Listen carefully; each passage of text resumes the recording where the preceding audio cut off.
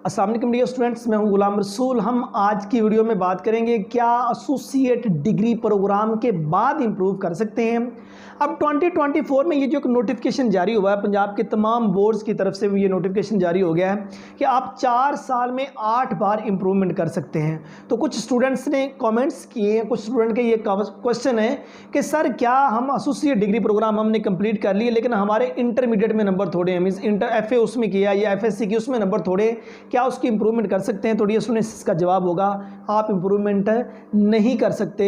आप associate degree programme में अगर आपने दाखिला ना लिया होता, चाहे रिजल्ट आपका 2 साल पहले आया हुआ है, आपने एसोसिएट डिग्री प्रोग्राम में दाखिला ना लिया होता तो फिर डियर स्टूडेंट्स आप इंप्रूवमेंट कर सकते थे।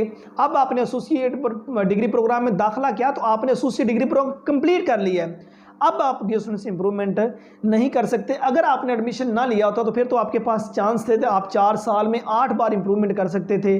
पार्ट 1 इंप्रूव करना चाहते तो वो कर सकते थे, पार्ट 2 इंप्रूव करना चाहते तो वो कर सकते थे, पार्ट 1 और 2 दोनों इंप्रूव करना चाहते तो दोनों कर सकते थे, या इन दोनों पार्ट्स में कोई सब्जेक्ट्स इंप्रूव करना चाहते तो वो कर सकते थे, कोई इसमें कोई प्रैक्टिकल इंप्रूव करना चाहते तो वो कर सकते थे। लेकिन अब ऐसा नहीं है, अब आपने एसोसिएट डिग्री प्रोग्राम कर लिया है तो अब डियर स्टूडेंट्स आप इंप्रूव नहीं कर सकते। उम्मीद करता हूं कि आज की वीडियो जिसमें हमने एसोसिएट डिग्री प्रोग्राम के बाद जो इंप्रूवमेंट की पॉलिसी है उसके बारे में हमने बात की, ये वीडियो आप स्टूडेंट को अच्छी लगी होगी। नेक्स्ट वीडियो में मिलते हैं, अपना बहुत सारा ख्याल रखिएगा। फी अमानिल्लाह।